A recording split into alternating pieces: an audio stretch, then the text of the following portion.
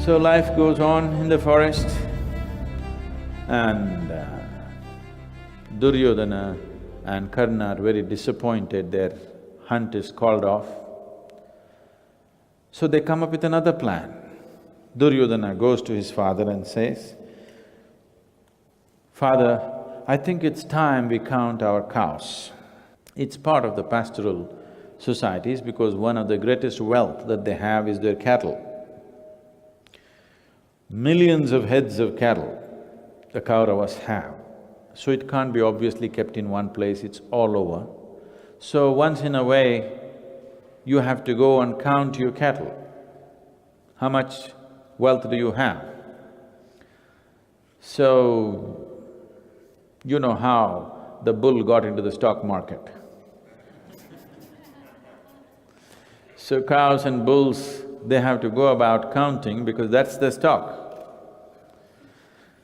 So nobody had any objection for cow counting.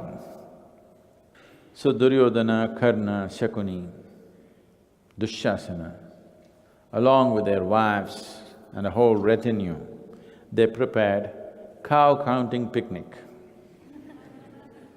They all go camp somewhere, cow counting happens, but the whole family is there, an outing, everything. Work and pleasure. But of course they want to count cows closer to the forest. Because when Duryodhana was very frustrated that his father cancelled the hunt, Karna told him, "See, they're already vanquished. We don't have to go and kill them. If you kill them, you will spare them the suffering.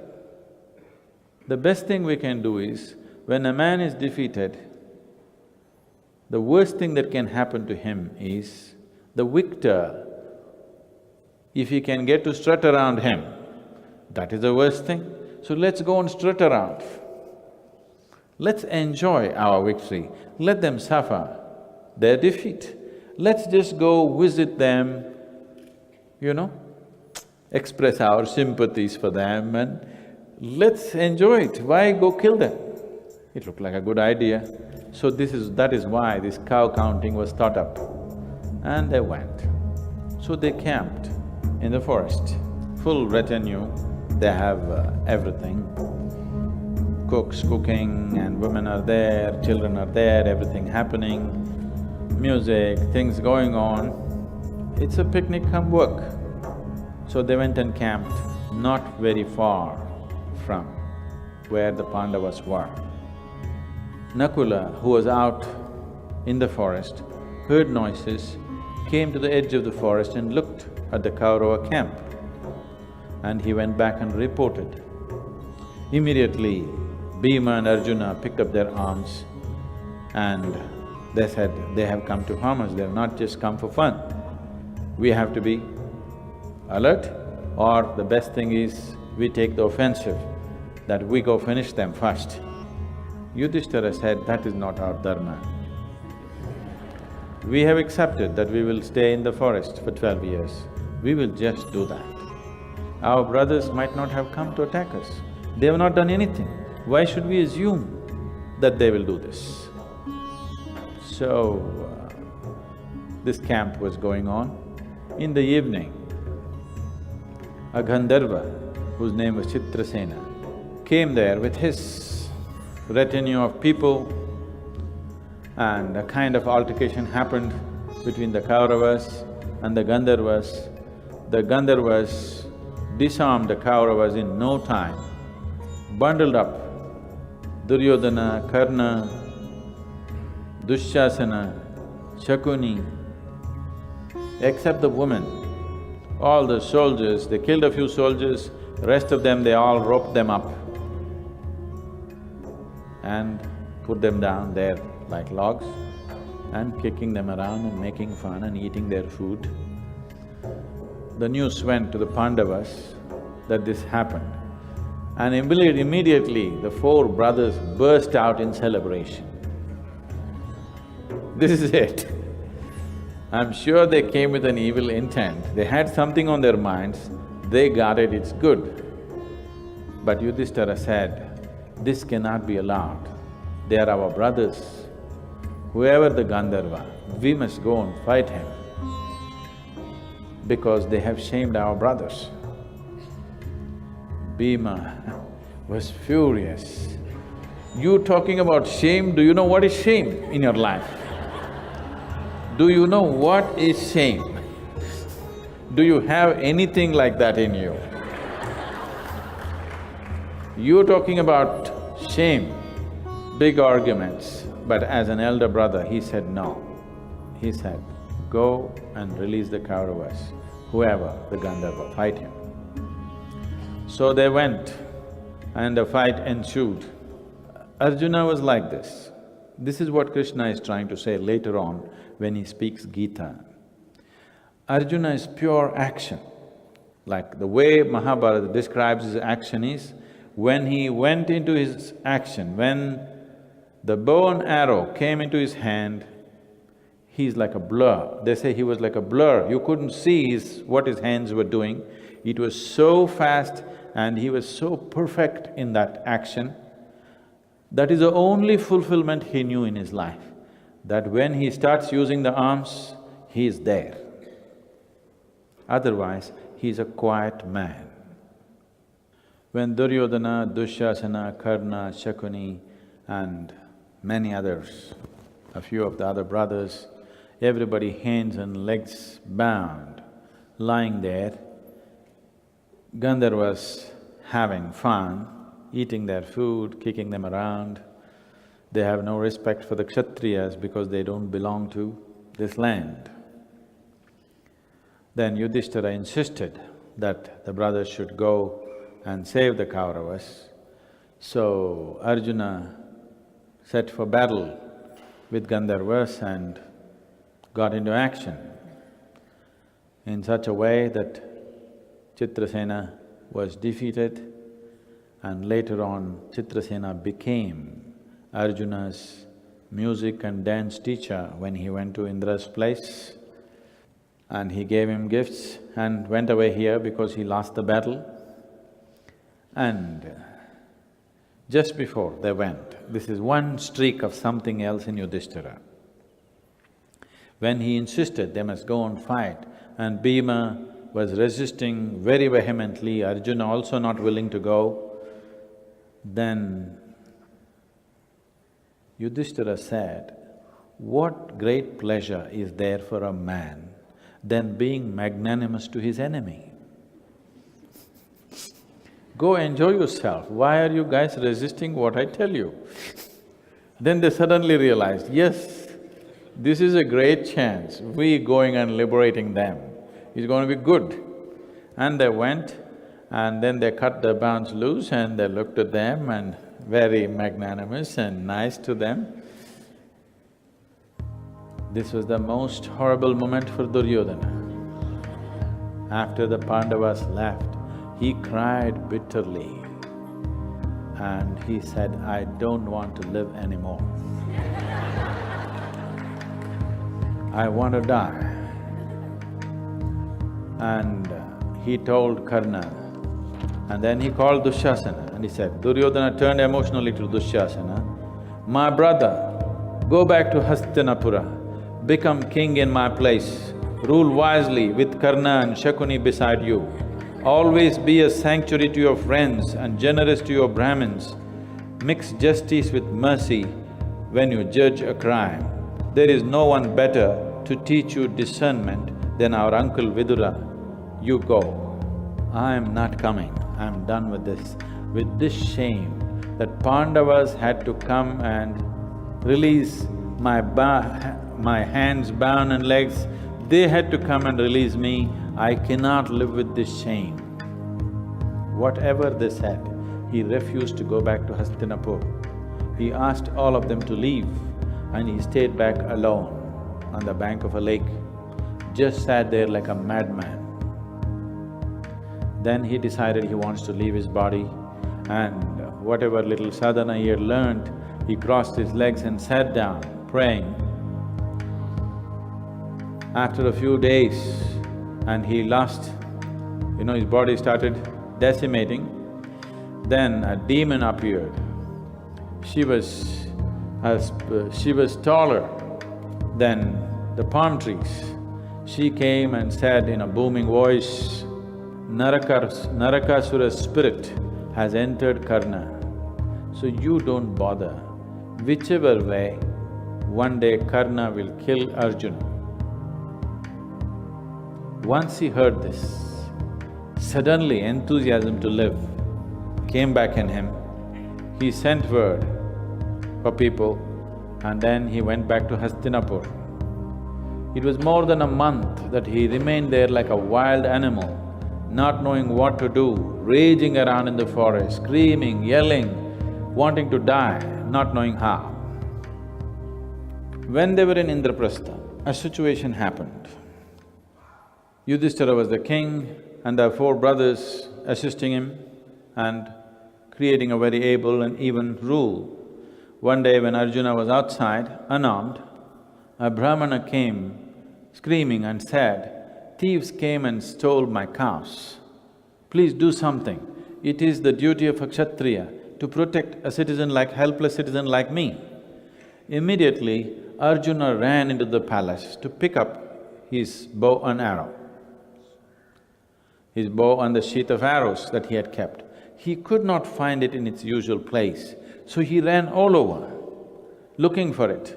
And outside the Brahmana was wailing, "Before you come, the time that you're taking, before you come, the thieves will be gone and I'll lose my cows. What kind of kings are you? You can't protect ordinary citizens," and all this stuff. So in that rush, he rushed into Draupadi's chambers and he found Yudhishthira and Draupadi together.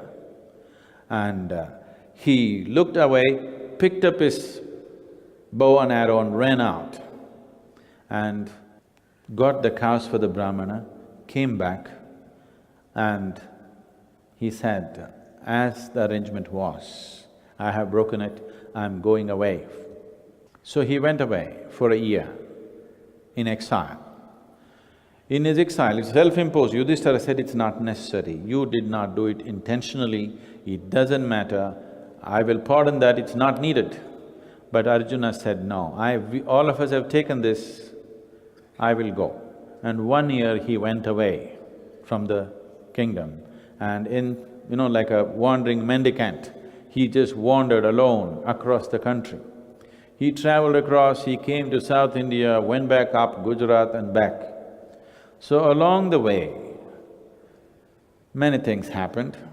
One thing is, wherever he went, as a man, he was like a perfect man, a fine figure of a man. And his reputation as an archer and a warrior is just across the lands. If you say Arjuna, it fires that this is the man, that kind of image is there. When first he went north into the Himalayan region and he met a Naga princess called Ulupi and she bore a child for him whose name was Iravan. Then he went towards the east, what is today Manipur, Nagaland, that region. There he had heard of a princess, a warrior princess, who had taken to martial ways. He had heard about her, whose name was Chitrangada, and he wanted to see her.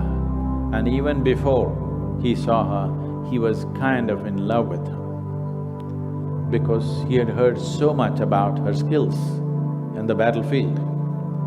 But when Chitrangada heard that Arjuna is coming that way, she felt the way she is, that she is muscular and she's a warrior.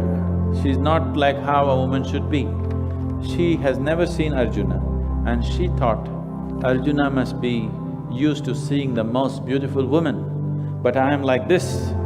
And she prayed to Shiva and asked, "Make me beautiful, I don't want to look like this when he comes." So she was transformed into a beautiful person. Arjuna came, looked at her. When they said, "This is Chitrangada," he was not interested in one more beautiful woman and he left. Because he came looking for a warrior. And then she realized the mistake that she has done and asked Shiva, give me back my original form. And then she went to him. And then she said, I am not beautifully perfect as the flowers with which I worship. I have many flaws and blemishes. I am a traveler in the great world path. My garment is dirty, my feet bleed of thorn. Where should I achieve flower-like beauty, unsullied loveliness of moment's life? The gift that I proudly bring is the heart of a woman. Here have all the pains and joys gathered, the hopes and fears, the shames of a daughter of the dust. Here love springs up, struggling towards immortal life. Here lies an imperfection that is yet noble and grand. So he fell in love with her and he had a son with her whose name was Babruwahana. This is important because all the sons come back later when he has to fight a battle.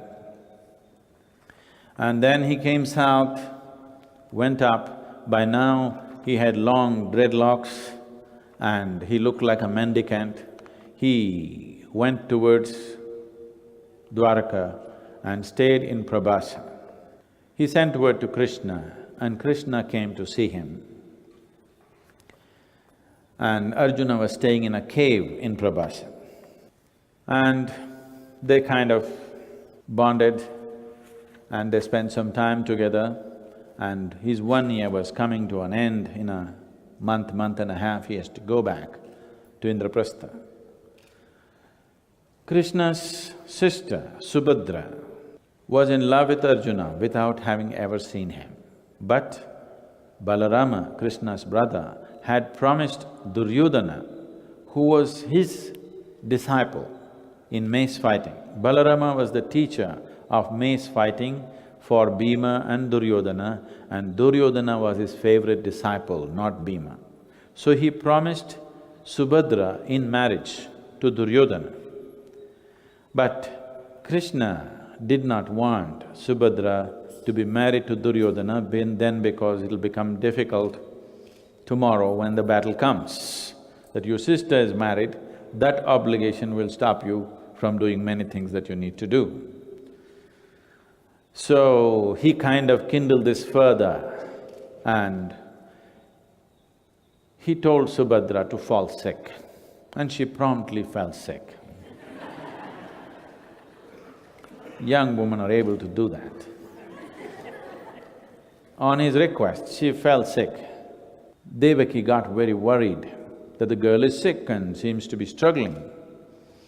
Then Krishna suggested, let us go and worship at this particular temple in Prabhasa so that she will be relieved. If you worship Shiva in this temple, any ailment that a young girl gets can be relieved. So the whole family traveled to Prabhasa, made sure the route is where Arjuna was in the cave. And Arjuna saw Subhadra and he was quick on this and instantly fell in love. This happened and Balarama noticed a mendicant in the cave. Balarama is a huge man, muscular, a great fighter, a just man. But the brawn that he built in his body kind of little bit grew into his skull also. So he's not the sharpest one, so he always depends on Krishna for any intelligence decisions to happen. And above all, he bows down to Krishna as an avatar, he doesn't see him just as a brother. But still, here and there, he has the authority of being an elder brother. So, he saw this mendicant and he did not recognize Arjuna because he had grown dreadlocks and bearded and sitting there in meditation. So Balaram bowed down to Arjuna and wanted to know where he's from and make some arrangements for his well-being. And then he said, instead of being here, which is a wild place and difficult to get food and stuff, come and stay in my palace. I'll make an arrangement for you where you can continue your meditation, whatever. Krishna was standing there and he indicated to Arjuna, yes, you better do it. So Arjuna moved into Balaram's palace and in the proximity of Subhadra, and things happened. And one day, Krishna said, you know, the time is coming, some date is fixed for Duryodhana's wedding to happen with Subhadra. He said, before that you better elope, otherwise there'll be disaster for you. So Arjuna and Subhadra eloped, and at that time, Subhadra took the reins of the chariot and Balarama gave a fight. When he came to know this mendicant is a false mendicant and is taking away the girl, they chased him. But Subhadra was charioting. Then Krishna said, why are you fighting? The girl is going of her own will. She's not being abducted for you to fight. She's going of her own will. You have no business, it's not in the dharma to attack them because she's not being forcefully taken, she's going by herself. So Balarama got furious. He knew this whole thing is Krishna's design. His favorite disciple, Duryodhana, he loved Duryodhana very much right through.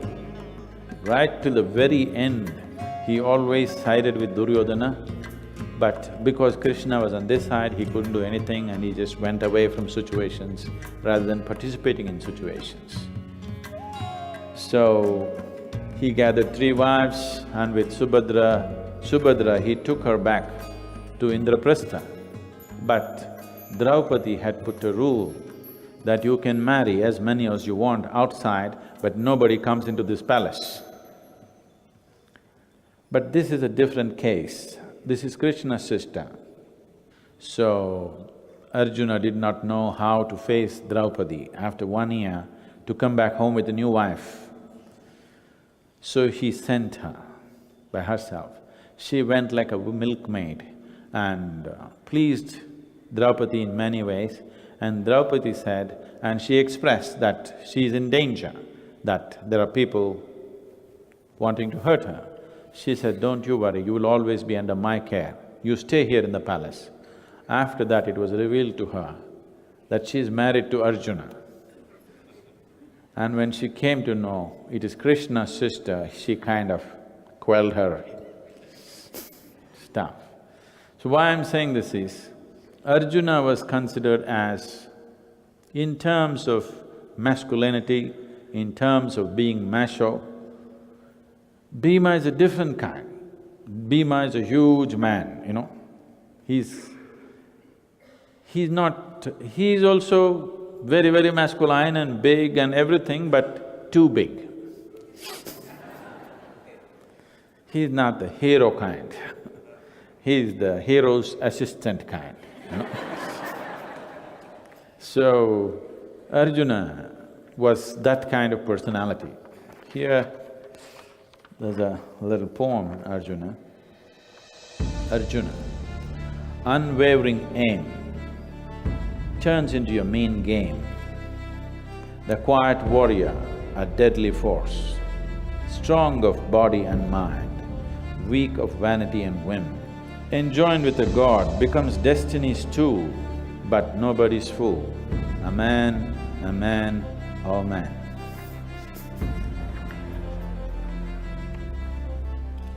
They see that they begin to have too many guests in the forest dwelling.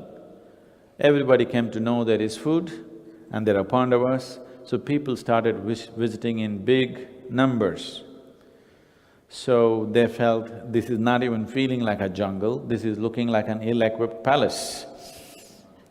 So they decided to move further into the jungle. They moved to another forest called Dvaitavana, which was on the bank… between the rivers of Yamuna and Saraswati, an extraordinarily beautiful place, totally free from civilization, a real forest. Living in a forest close to the Isha Yoga Center is nice because suppose you want a certain kind of arrangement, you can come and go back. Suppose one day you want to sleep on a bed, you can do that. Suppose one day you don't want to do a very scenic toilet and you want to use a brick and mortar toilet, you can come. Once you have that little option, it's nice. But when you go really deep into the jungle, it's a different experience. I don't know how many of you have been in situations like that. Even today, if I look back on my life, among the physical experiences of my life, I'm trying to separate the two. If I look back, the biggest experience for me has always been this. For 22 days, I walked from Gopalswamy Betta to Nagarhole, which is a thick forest belt in Karnataka, which is elephant country and tiger country. I walked alone. Friends were supposed to come with me, they always abandon you at the last moment. They make plans and they make plans and they make plans, and the last day, they'll have something. This happened to me too many times. So, on fourth day I ran out of food. I continued to trek, living off the forest. And by about seventh, eighth day, my shirt was gone, half of it. It's just in one of the bushes, it just tore, and I just walked. Some days it rained, elephants all over the place.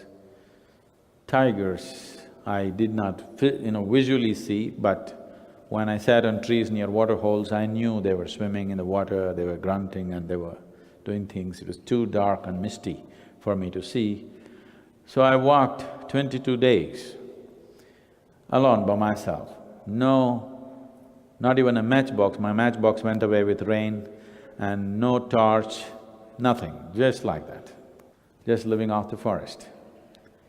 And you would think, oh, elephants must have been great close-up, wild elephants, tigers. I knew on one day when I was near the water hole, there were 4 of them.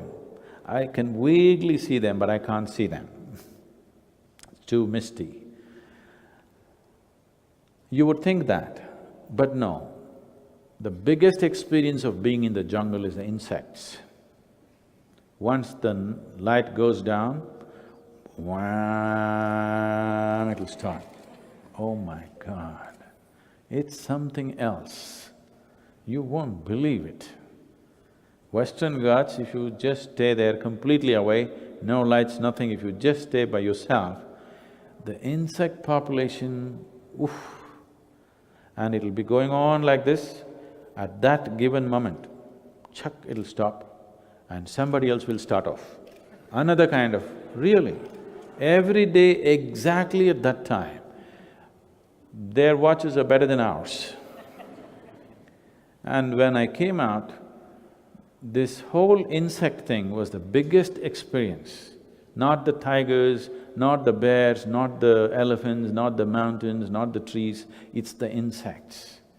And then I got interested in insects and I started reading in this thing, and that's when I saw, if insect population disappears tomorrow morning from the planet, this planet has only something like 15 to 20 years of life left. All life on this planet, including micro life, will disappear if there are no insects.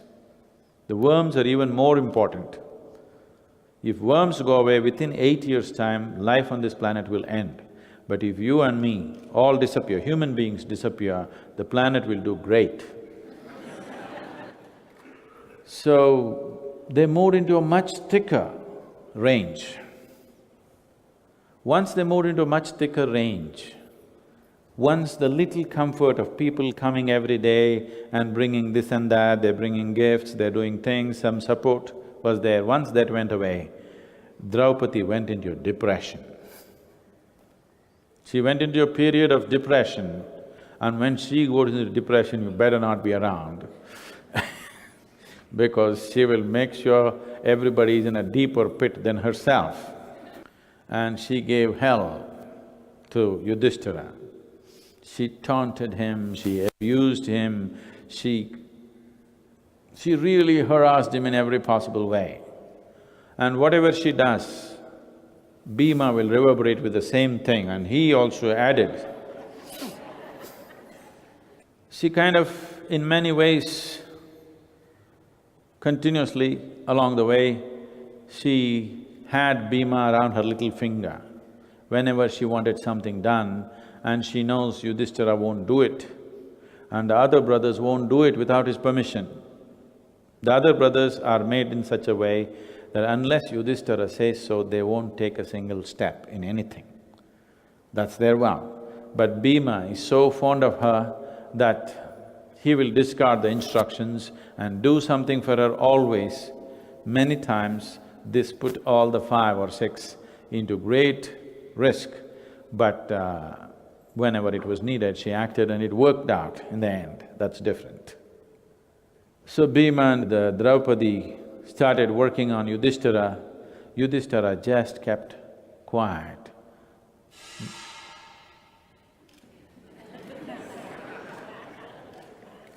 There were not too many pots and pans for her to throw. Life went on.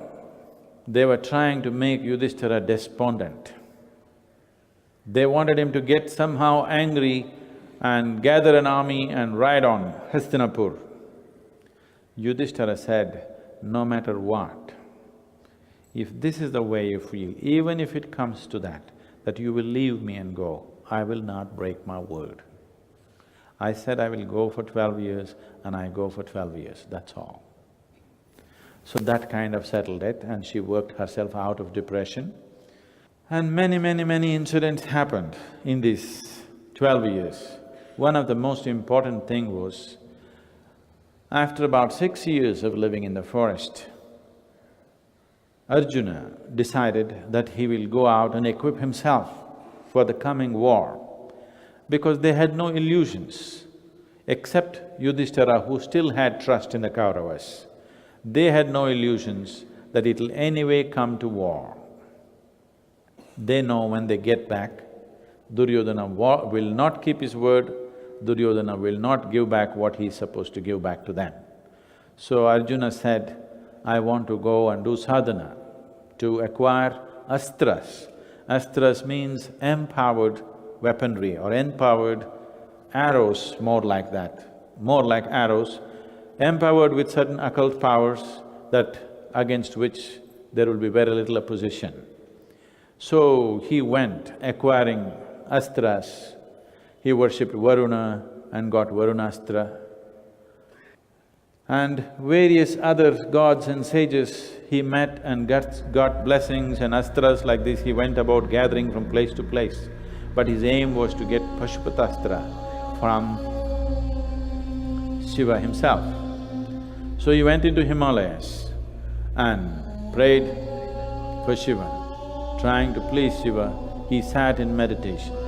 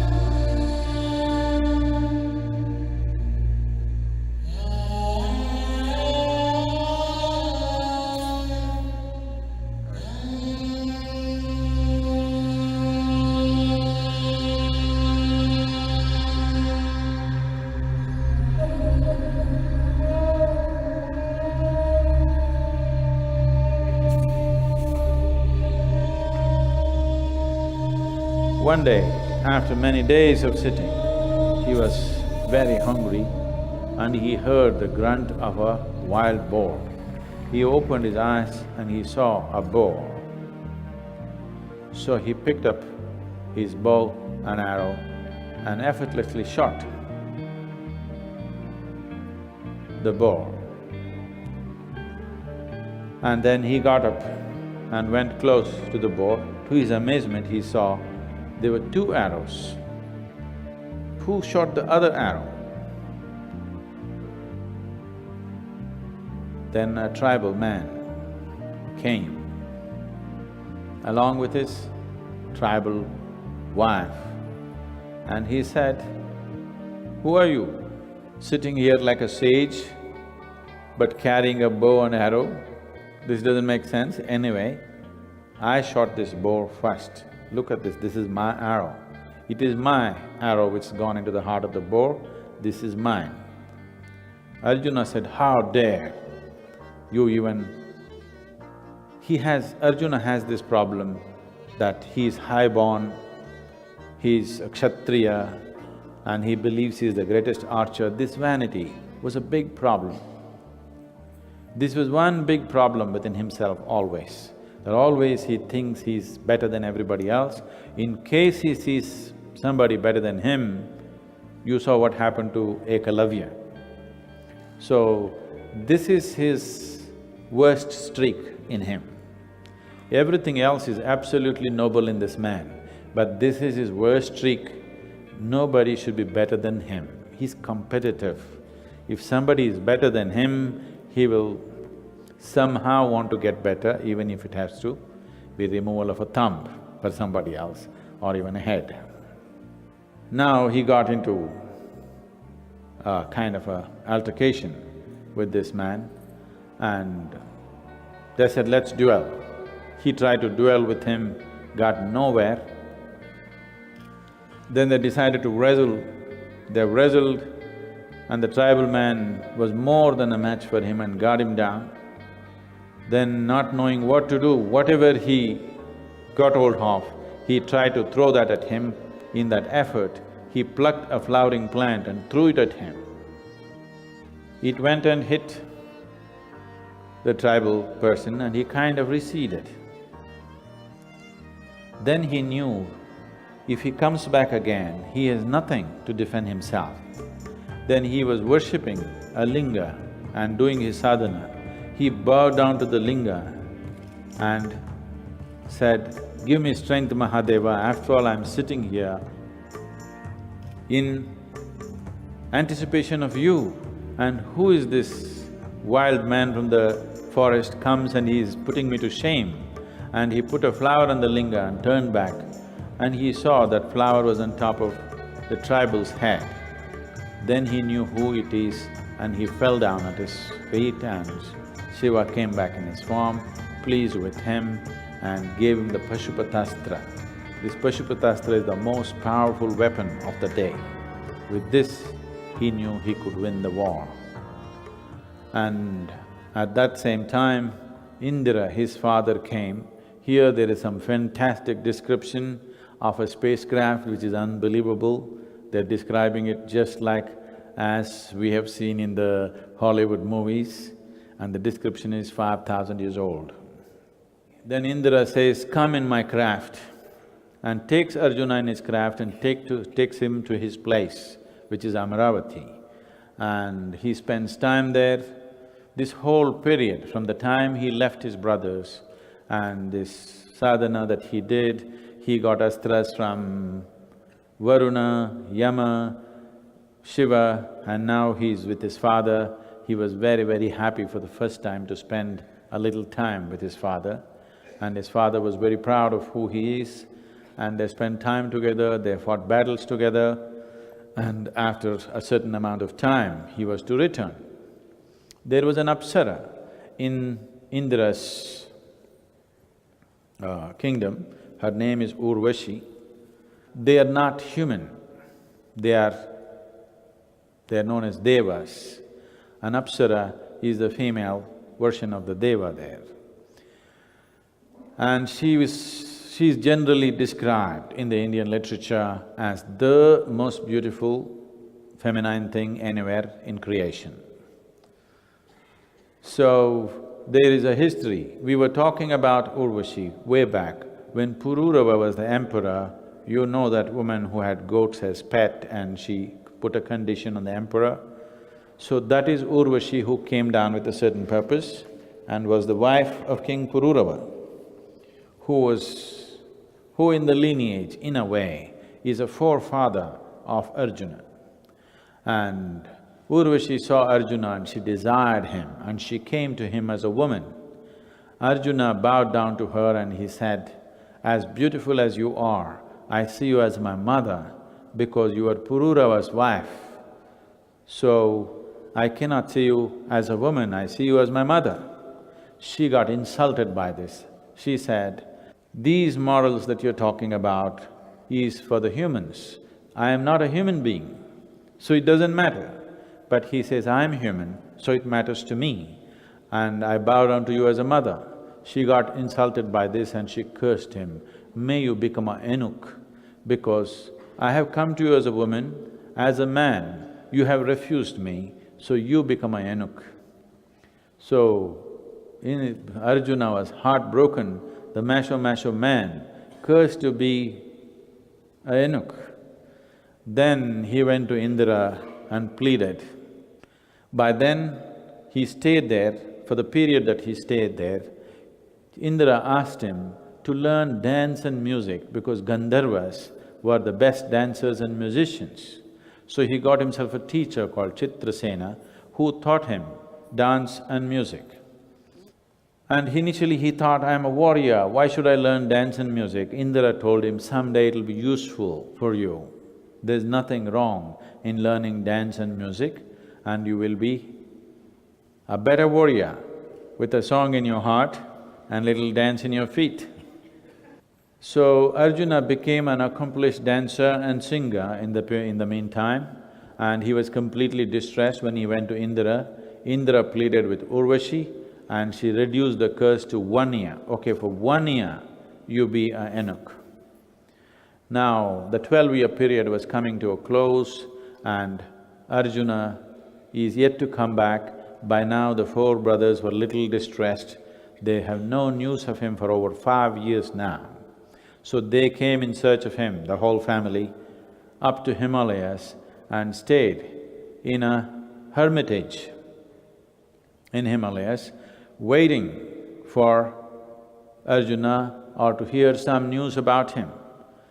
Then certain sages who came back from Indra's Amaravati, this sage who was known as Lomasa, who came back, and this place is what is now called as Badrinath. In this place, they waited and Lomasa came and said, "Arjuna will be coming back shortly and his purpose of going there has been fulfilled and he will be coming back." So in anticipation, they were here and one day Draupadi and Bhima took a walk. And as they walked in the forest was so beautiful. Those of you who have been to Badrinath, you would find that drive from Govindghat to Badrinath is one of the most incredible drives on the planet. Of all the places that you can drive in, it is one of the most incredible drives that you can have. And in that region, they took a walk and Draupadi saw a flower which is called a Saugandhika. These days, this flower is being referred to as Brahma Kamalam. Many of you, when you went on the Himalayan trek, you might have seen this. When she saw this, she was so excited, as she had never seen a flower like this. She went about plucking a few and she saw that it was getting late in the evening and there were more flowers further, but she could not go and they returned. Next day, Bhima went out to get flowers for her and in his enthusiasm, he went deep into the forest. And in the forest, there is a whole situation of the Yakshas, the king of Yaksha, the Kubera. Why I'm saying all these things is because all these people will play small roles later on. But leaving that aside, one important incident happened. These 12 years, going to the forest is always a symbolism in this country. There is a metaphor attached to this. Going to the forest means it's always seen as a place of learning. What you cannot learn in a city, what you cannot learn in a university, you learn in a forest. So, whether it's Ramayana or Mahabharat or wherever, always going to the forest is an enduring theme because without going to the forest, you don't really learn the ways of life. So, walking in the forest, Bhima saw a monkey, an old monkey, a ripe old monkey sitting, who had an extremely long tail and it was in his way. And Bhima is a proud man. If he comes, everybody has to make way. And in these 12 years, after this incident, whatever the shame that has happened to them, he's become an angry man also. Earlier he was a very bubbly, happy man, but now he is also an angry man. A proud man and an angry man together is a stupid man. Yes, dangerous for others and dangerous for himself. So he came and he saw this monkey's tail and he kind of felt insulted. Why is this monkey putting its tail in his way? He said, "Hey monkey, take the tail away." Because in India, people don't cross others' limbs. You know, if somebody is sitting or lying down, you never cross their limbs. It is inauspicious. It is not only inauspicious, scientifically if you look at it, it's an incorrect thing to do for many reasons. We won't go into that now. So, you will see people who are a little traditional, they'll never cross the limb of another person. If they're sitting, standing, always they'll go around. Lot of you are doing it by habit because your mothers and fathers have done it. Do you see that? You may not know why, but you don't cross. People who've grown up in India generally do not cross anybody's limbs. So he said, "Why this tail? Pull it, I want to go." The monkey said, "I'm so old, I don't have the strength to lift my tail. Why don't you do it for me?" Then he said, "Okay." And he put his hand down and tried to lift, it didn't come. He put his both hands down and really did, it wouldn't move. Then he couldn't believe it. This man is proud of his strength. He thinks he is the strongest man on the planet. Empowered with the Naga elixir and everything, he's always built his muscle, built his muscle, built his muscle. Now when he can't lift the tail of an old monkey, this is an insult he can't take. He really tried very hard, he could not lift this. Then he went down on his knees and said, "Who are you? If I can't lift this tail, you are not just a monkey, who are you?" Then the monkey revealed that it was Hanuman from the Ramayana time. Ramayana is actually a part of Mahabharat. It is only much later Valmiki separated that story as a completely separate epic by itself. Otherwise, Ramayana was a part of Mahabharat. It was one long epic. Valmiki separated and made a separate event for Rama separately. Otherwise, he would be lost in the intrigue of Krishna, the simplicity of Rama. Then Hanuman told him, "How much ever strength you have, if you don't have humility and devotion, you will fall. You get this first." So these two lessons, both for Arjuna and for Bhima, is kind of set up for them, because this is what they lacked. Everything else they are good, but they are little proud of who they are. They think nobody can beat them and they think they can do anything. Krishna is constantly reminding them. Even when it comes to the battlefield, ultimately the reminder is just this: it doesn't matter who you are. People who are standing on the other side are not idiots. They are also capable. Do not be in pride, you will kill yourself. He repeatedly tells Arjuna, it is not the enemy's arrows which will kill you, it is your pride that will kill you one day. If you don't shed that, you will die an unfortunate death. So this thing, humiliation with Shiva and humiliation with Hanuman are set up in such a way that these two people get rid of this one flaw in them so that they become perfect for the action that is being planned for them. On a certain day, when the Pandavas were in the forest and they were out hunting, they were a little thirsty and tired. At that time, a Brahmana came running to them and said that for his worship he had kept some sacred grass and he had hung it for drying. And a male deer, a buck, passed that way and this whole thing got caught in its antlers and it ran away into the forest. He requested the Pandavas, pleadingly, he said, please somehow get these sacred objects for me because it's time for my worship, I don't want to miss this worship. Somehow, please do this. You are supposed to be brave Kshatriyas, you must help me. Come brothers, let's help this Rishi.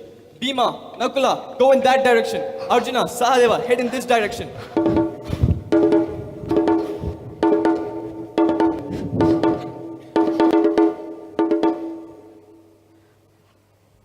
Brahaspati! The deer is disappearing! Disappearing. It seems like an illusion. Illusion. An illusion. Keep looking. I'll join you shortly. Rishi, wait here. We'll be back with the deer. Bhima! Nakula. Arjuna. Sahadeva! Arjuna. Bhima!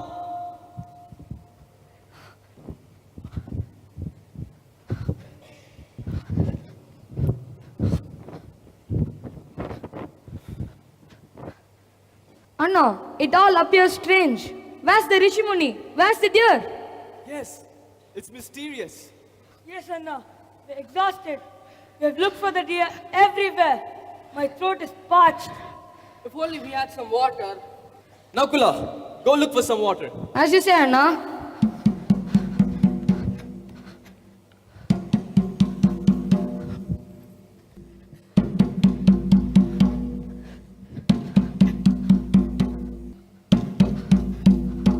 Oh, water!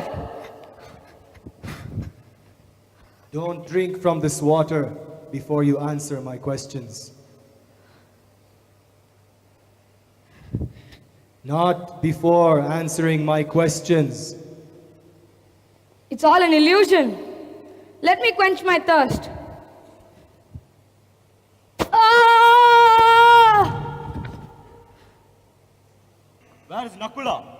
It's been a while, he's gone. Sahadeva, go look for Nakula immediately. All right, Bratashri. Nakula! Nakula! Nakula! Ah, water.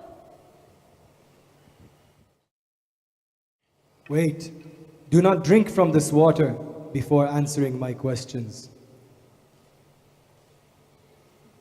Not before answering my questions. Let me quench my thirst first. Then I shall answer your questions.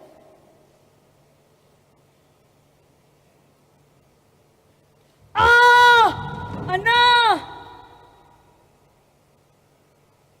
Even Sahadeva has not returned. I sense that our brothers are in danger. Bhima, Arjuna, go look for them. Take your Gandiva and mace. Nakula! Sahadeva! Nakula! Sahadeva!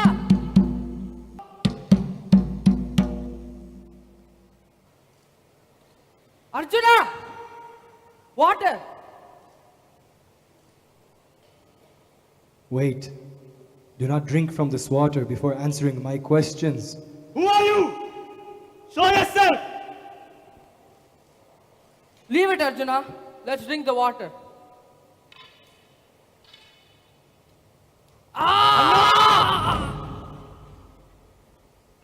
None of them are back. There is surely danger. Let me go look. Bhima! Arjuna! Nakula!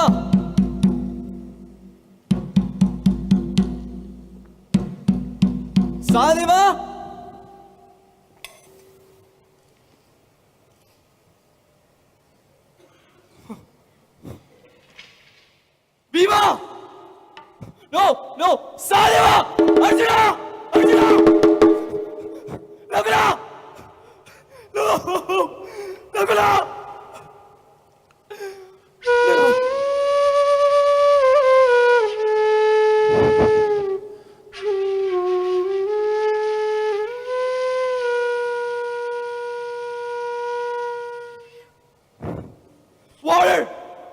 you the culprit? Are you the one who took my brother's lives? Take mine too. Stop. Do not drink the water before answering my questions. Who are you? Where are you? Show yourself. Who are you? Are you Rudra? A Mahabharat? Or a Vasu? You must be strong to put these powerful brothers of mine down.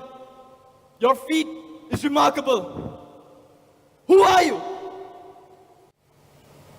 This pond belongs to me. Your brothers died because they drank from its waters before answering my questions. Do you wish to suffer the same fate? न चाहं कर्णये यक्ष तव पूर्वपरिग्रहं यथा प्रज्ञं तु ते प्रश्नं प्रतिवाक्षयामि पृच्छमाम्. I do not wish to take what does not belong to me. Ask me your questions, and I'll answer as best as I can. What is more important than the earth itself? One's mother, What is higher than heaven? one's father, What is swifter than the wind? the mind, More numerous than the blades of grass? the thoughts in the mind, What is the highest sanctuary of dharma? liberality, What is the highest sanctuary of fame, a gift, of heaven? the truth, What is the most praiseworthy thing of all? skill, The most valuable possession? knowledge, The greatest treasure? health, The greatest happiness? contentment, What is the highest dharma? to injure none of the living, What must be controlled? the mind, What renounced to make a man agreeable? pride, What renounced to make a man wealthy? desire, And what can be renounced without regret? anger, And what may be relinquished to gain happiness? greed. What makes the way? The good make the way, indeed, they are the way. Who is the ascetic? He who remains faithful, What is true restraint? that of the mind. And what is true forgiveness? He who endures enmity truly forgives. What is real knowledge? The knowledge of God, What is tranquility? when the heart is still, What is mercy? when one desires the happiness of all creatures, What is simplicity? when the heart is tranquil, What is the invincible enemy? anger, What disease has no cure? covetousness. What is the honest man? He who desires the happiness of all the living, And the dishonest one? the one who has no mercy, What is ignorance? not knowing one's dharma. What is pride? When a man thinks that he is the one who is the doer of life, What is grief? only ignorance, How does a man become patient? by subduing his senses, Which is the true ablution? when the heart is washed clean, What is charity? protecting all creatures, What is wickedness? speaking ill of others, How is a man agreeable? when he speaks agreeably, How does he get what he wants? when he acts with discernment, And how does he find bliss in the next world? by being virtuous in this one. Who is the real man? Word of one's good deeds reach heaven and are spread from there across the earth. As long as that word lasts, one is called a man. Who is he, Yudhishthira, who has every kind of wealth? Only he to whom joy and sorrow, fortune and misfortune, past and future are all the same. Yudhishthira, you are the wisest man in the world and the most righteous one too. I grant you a boon. Ask me for the life of any one of your brothers. Give me Nakula. I am surprised. I know Bhima is dearest to you among all your brothers. You depend on Arjuna to win the war that's coming. Yet you choose Nakula's life over others. Why? Yaksha, I have two mothers, Kunti and Madhuri. I, the son of Kunti, am alive. Surely, a son of Madhuri should also live. Ah, you are a great soul indeed, Yudhishthira. I will never look upon another like you in all time. I grant you not just Nakula's life, but the lives of all your brothers.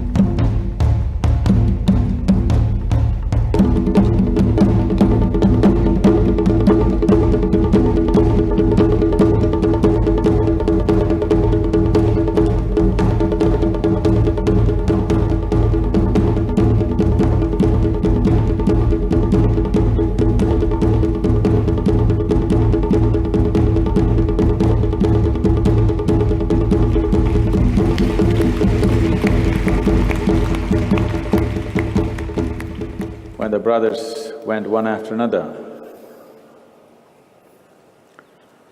every one of them fell unconscious, assumed dead. And the Yaksha was Dharma, who is Yudhishthira's father. And the significant thing that we need to notice was when the Yaksha asked, "What is the most amazing thing?" Yudhishthira said, "The most amazing thing is, though humans are mortal, everybody goes about their life as if they're going to be here forever."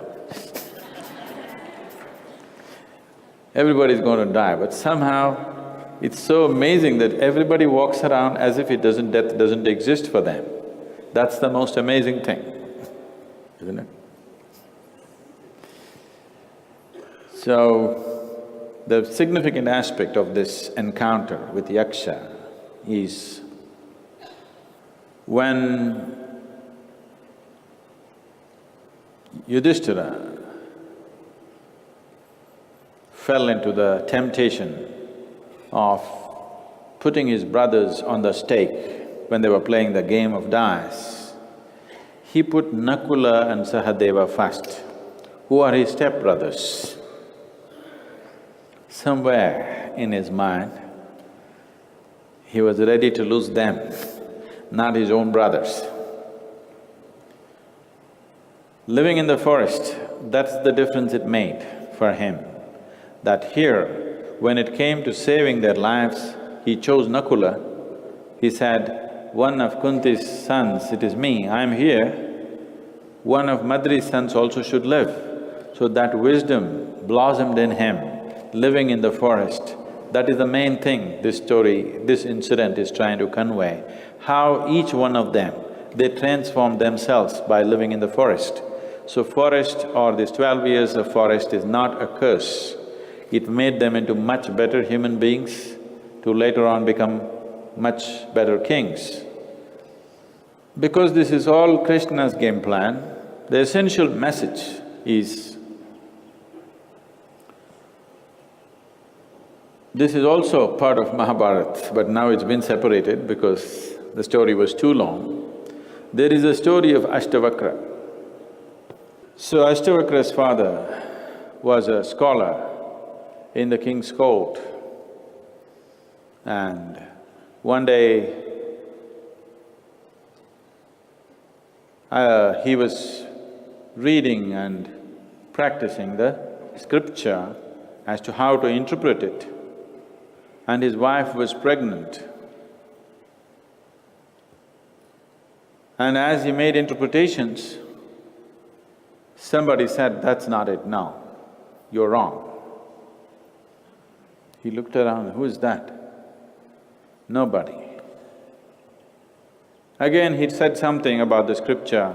Once again a voice said, "No, you're wrong." Then he asked, "Who is it?" Then the wife said, "It is my son in my womb who is speaking, listen." Then how dare you, not yet born, you're telling me I'm wrong already. You can say that when you become 18. Not yet born, already saying I'm wrong, how dare you, said. So the child from inside said, "See, whatever you said, this is absolutely wrong, you haven't gotten the scriptures." A great scholar, an unborn child telling him you haven't gotten the scriptures so angered him. He cursed him, "May you be born with 8 forms of deformities." So, 8 types of deformities. He became a hunchback, he became twisted out in his body in such a way that he was hardly human in his appearance. But the child was born and he was a brilliant, enlightened being. And by the time he was 8, he found acceptance from the king. This was King Janaka's court. Janaka is the father of Sita, that is Rama's wife. Her father, Janaka, had a great aspiration to become enlightened. So all the time, anywhere anybody knowledgeable means, he wants to listen them out.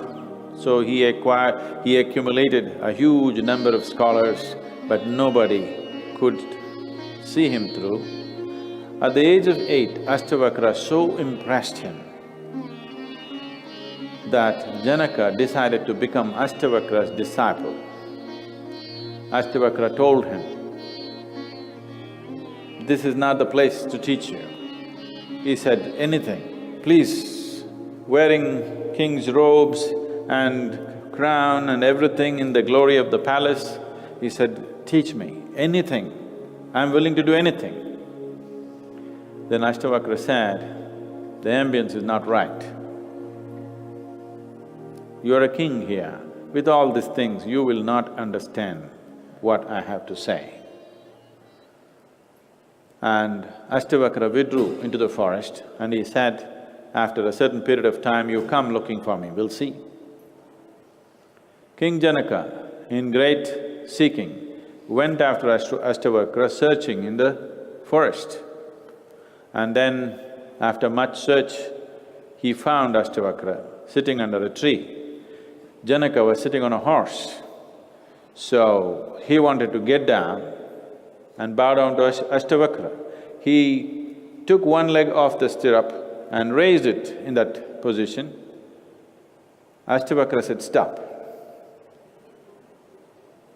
So Janaka, one leg in this stirrup, another leg up there, he stopped right there.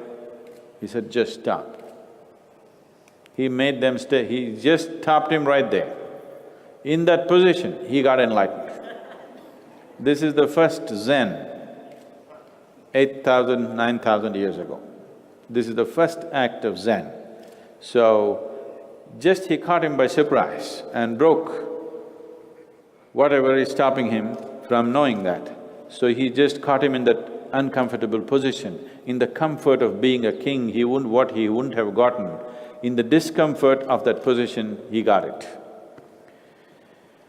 So, this story of Yaksha is essentially trying to get that message across, that in the comfort of the kingdom, in the comfort of the palace, what they would have missed, by going to the forest, they acquired that.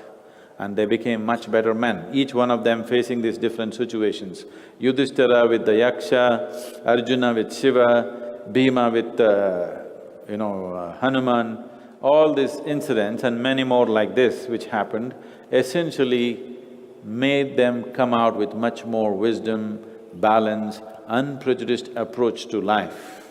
Sadhguru, I have read that after this incident, where Yudhishthira answered these questions beautifully, that Draupadi changed her perspective on her husband, and that before this Arjuna was her favorite husband, and somehow she saw Yudhishthira in a new light. Can you talk a little bit about that? She definitely valued him a little more because he brought Arjuna back to life.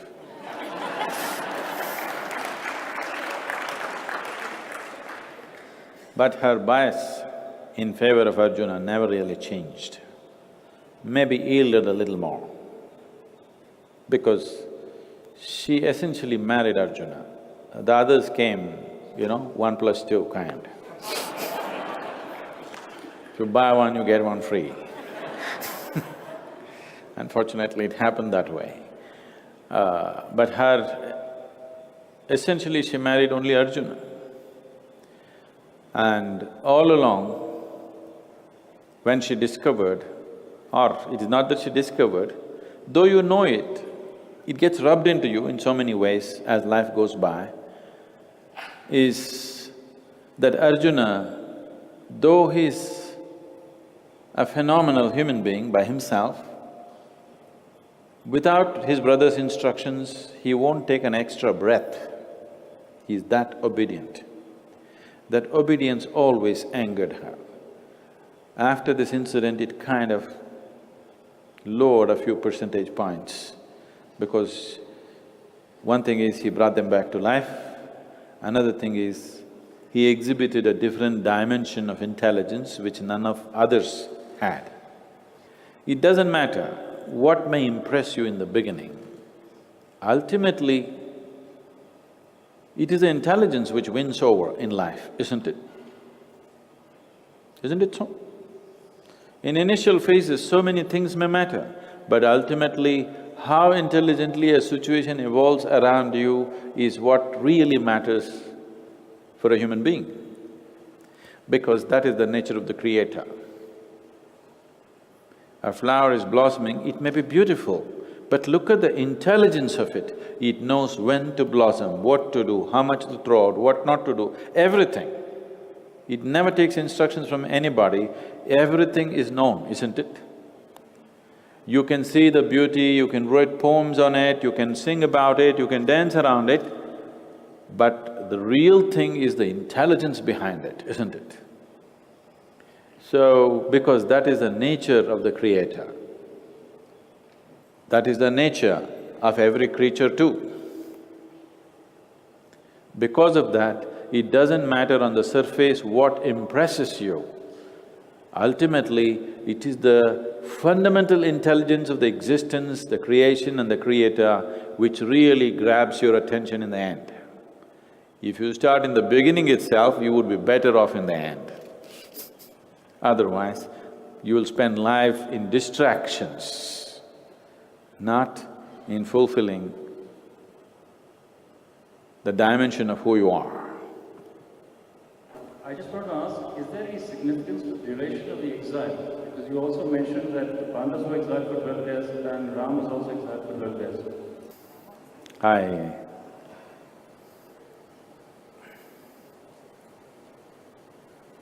I had a little,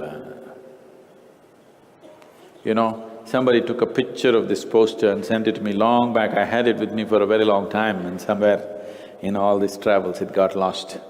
When the first 12 years of teaching and doing this, when I lived a gypsy life completely, I lost that thing. I had it with me for a long time. This poster was something that was stuck somewhere in California, I don't know where, most probably San Francisco. Somebody took a picture of that and sent it to me. The poster was saying, if you go to… the poster says enlightenment on the top. If you go to India, it will take 12 years. Here they got some kind of a shop and they're saying here, 30 minutes, $25. because that was new at that time, wear headphones and wear some glasses, some psychedelic experiences given to you with sounds and visuals, and you're enlightened. And the enlightenment machines, now after so many years, some ashrams in India are using them.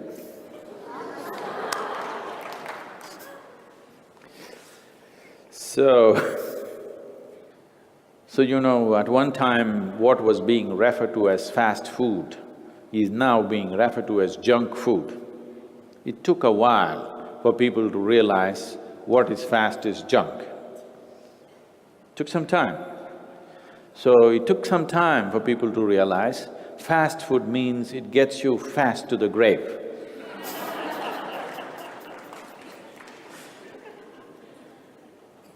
12 years is because that is the solar cycle. If anything has to happen in a man, significant, it takes 12 years. Particularly men, but this is true of women also, but it's little milder in the women to notice. It's on a minor scale, but in a man it's much more. That every 12 to 12.5 years, everybody's life goes through a certain cycle because the solar cycles are happening and it has that much influence in your physiology, in your mind, in your emotion, in your energy, everything, and your life situations itself. Every 12 to 12.5 years, everybody's life is going through a certain cycle and they don't notice it because it's 12 years' time, they're not aware enough to notice what's happening. With my life, it's 100% clear, I know when the 12-year is coming, we are just in the cusp of those 12 years now. And Mahabharat, just at the right time, this 12-year cycle for us. And because of this, all sadhana was structured around 12 years. Because if anything significant has to happen, you have to ride one cycle. That is when you arrive at a different place altogether. So 12-year cycles of sadhana, anywhere, you go to your guru means 12 years. Go to the forest.